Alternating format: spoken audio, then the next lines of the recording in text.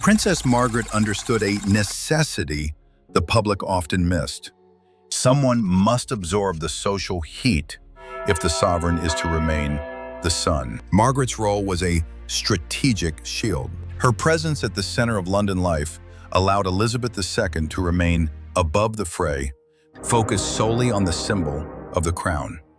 Today, that shield is held by the Princess Royal and manages 500 annual engagements with a precision that borders on the mechanical. This workload is a defensive perimeter for Catherine. By filling the royal schedule, Anne buys the Princess of Wales the most precious currency in the monarchy: time. Catherine can navigate her recovery and her return to international duties, including the May 2026 visit to Italy, without a vacant diary inviting public anxiety. Anne handles the family logistics a future queen cannot touch. She manages the friction of the past so the current generation remains unblemished. This diplomacy was visible when Peter Phillips walked between the brothers at Prince Philip's funeral, acting as a buffer for the institution. His upcoming wedding serves a similar silent purpose.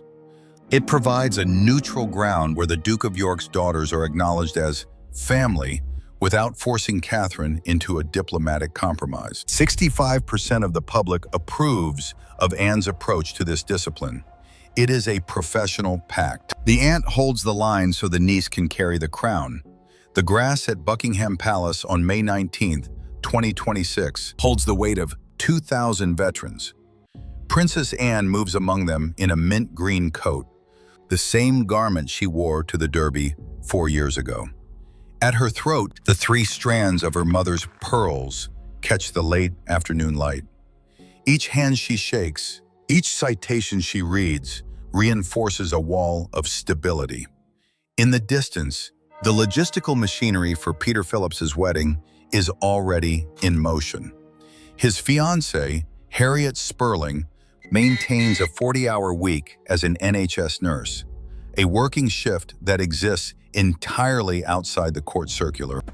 This ceremony will not appear in the official records of the monarchy. There is no parliamentary debate over security costs and no mention of the sovereign grant. Anne has removed the state from the guest list. Beatrice and Eugenie are invited to step into this private space, appearing as family members rather than subjects of constitutional debate. The Princess Royal has closed the gates to the press, ensuring that when her nieces arrive at the chapel, they do so under the protection of a private mother, not the scrutiny of a public institution. The invitations are sent. The seating chart is locked. The boundary is set, leaving the sisters to decide exactly how they will step into this silence. 173. That is the number of times the Duke of York's name appeared in the files.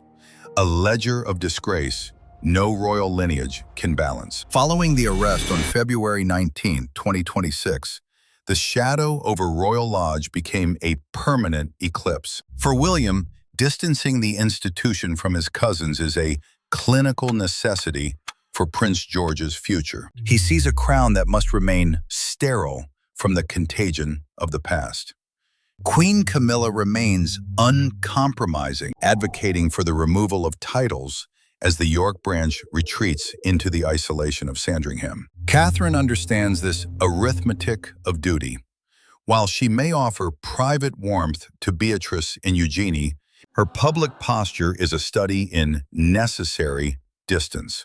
She knows any leniency today is a debt George, Charlotte, and Louis will pay tomorrow. On June 6, when Peter Phillips and Harriet Spurling stand at the altar, the guest list serves as the final verdict. There is no seat for Andrew, no place for Sarah Ferguson. As the bells ring in Kemble, Beatrice and Eugenie will step through the church doors as cousins, but without the armor of the state. The doors close, the cameras are barred, and the monarchy moves forward, leaving the ghosts of the Yorks behind the stone walls. Should Catherine show mercy to her cousins, or is total family exile the only way to save the monarchy's future? Share your thoughts below And subscribe for more as the royal story unfolds.